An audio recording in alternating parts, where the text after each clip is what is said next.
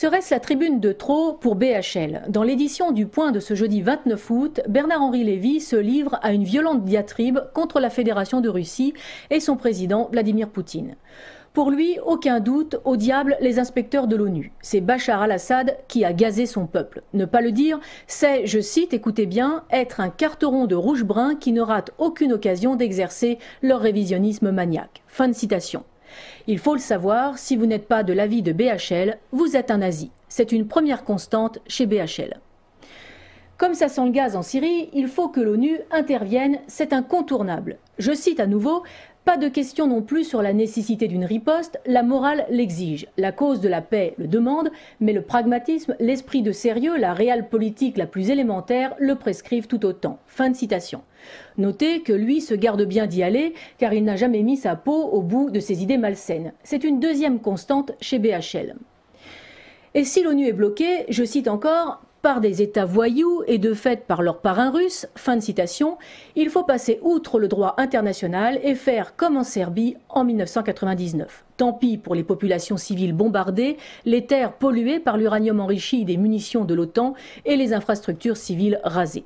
Si la nef de la gloire de BHL doit flotter sur les océans de sang, qu'à cela ne tienne. Serbes, Kosovars, Géorgiens, Ossètes, Palestiniens, Libyens ont déjà payé leur tribut à BHL, c'est au tour des Syriens. C'est une troisième constante chez BHL.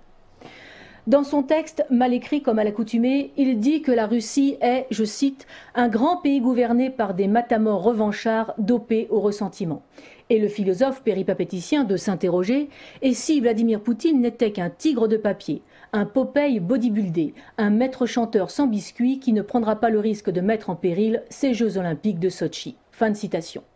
On peut tapisser la Syrie de bombes car la Russie n'interviendra pas. BHL le sait, je cite toujours, il a pris conscience en discutant cet été avec un responsable russe dont il doit respecter l'anonymat. Il faut croire BHL sur parole, c'est une quatrième constante chez BHL. Et c'est là qu'il faut faire le portrait de BHL, puisqu'il nous demande de le croire sur parole.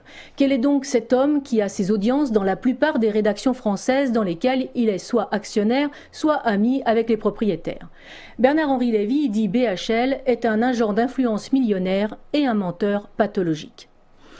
Millionnaire, il l'est grâce à la société de commerce de bois précieux héritée de son père, la Bécob. Côte d'Ivoire, Cameroun, Gabon sont des proies faciles. Si plusieurs enquêtes de journalistes français ont été bloquées et jetées à la corbeille, une association humanitaire anglaise a dénoncé les méthodes quasi-esclavagistes qui règnent dans ces exploitations. Salaires en retard, équipements sanitaires déplorables et un ruisseau pollué pour s'alimenter en eau. Chargé de la communication interne, puis vice-président du conseil de surveillance et même dirigeant pendant 2 ans, Bernard-Henri s'est sérieusement impliqué dans la boutique familiale. Boutique qu'il a revendue au groupe Pinault pour plusieurs centaines de millions d'euros. Pas obligé d'avoir du talent ou de travailler pour bien vivre, BHL peut utiliser tout son temps à se mettre en valeur. Comme écrivain ou philosophe, BHL est la risée de ses pairs. Les livres qui démontent son mythe sont légion. Les élucubrations de Bernard-Henri Lévy lui ont valu les réprimandes et les sarcasmes d'intellectuels aussi divers que Raymond Aron, Gilles Deleuze, Pierre Bourdieu, Pascal Boniface, Michel Onfray ou encore Pierre Vidal-Naquet qui a dit de lui, je cite, qu'il s'agisse d'histoire biblique, d'histoire grecque ou d'histoire contemporaine, BHL affiche dans tous les domaines la même consternante ignorance et la même outrecuidance. Fin de citation. La palme revenant sans doute à Alain Soral qui l'a réduit à néant dans l'une de ses vidéos désormais cultes. BHL serait sans importance s'il n'était porté au nu par des médias aux ordres et complaisants. Ses livres et ses films sont des flops retentissants que le public raille quand il ne le boude pas. Tout n'est qu'apparence, fatuité, et pour cause, le seul idéal de BHL, c'est lui-même. Falsificateur, affabulateur, menteur, lâche, narcissique, il devient dangereux quand il se prend pour un journaliste ou un diplomate. Nous ne remonterons pas à la Bosnie ou à la Serbie où il a déjà sévi, même si son influence était encore restreinte. En 2005, en Géorgie, alors que la Russie a mis fin au massacre des civils en Ossétie du Sud et stabilisé la ligne de front, BHL s'installe au Marriott, un 5 étoiles à Tbilissi, et témoignera de la férocité des Russes qui ont brûlé Gori avec des centaines de chars. Pourtant, il n'a rien vu, n'est jamais allé sur le front et ses propos sont démentis par les journalistes et les élus européens présents sur place. Mais ce n'est pas grave, l'oracle a parlé. 2 jours et demi en palace et il repart comme il est venu, en jet privé. Il paraît qu'il ne pouvait pas rester plus longtemps sur place, il avait une soirée à Nice le samedi soir. Mais c'est en 2010 qu'il parvient enfin à avoir sa guerre, déclarée par lui tout seul, la Libye.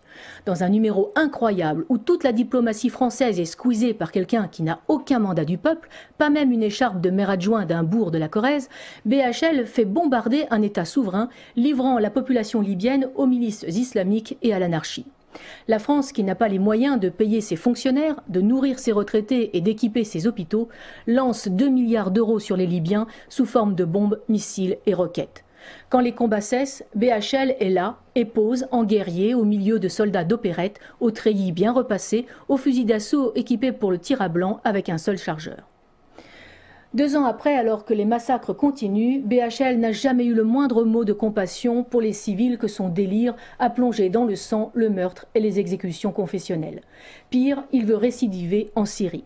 Toutes les abominations commises par ses amis, les pseudo-rebelles, du viol de gamines de moins de 13 ans à l'éventration des femmes chrétiennes, en passant par les décapitations des soldats capturés vivants ou des scènes de cannibalisme, rien n'a pu altérer la splendide suffisance de ce fou dangereux qu'il faudrait écouter comme un nouveau messie. Son cas est pathologique. Il tient plus de la psychiatrie que de la diplomatie, du journalisme ou même de la philosophie.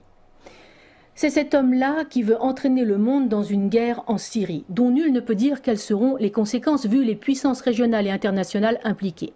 Bernard-Henri Lévy vend sa folie comme d'autres vendent leur corps.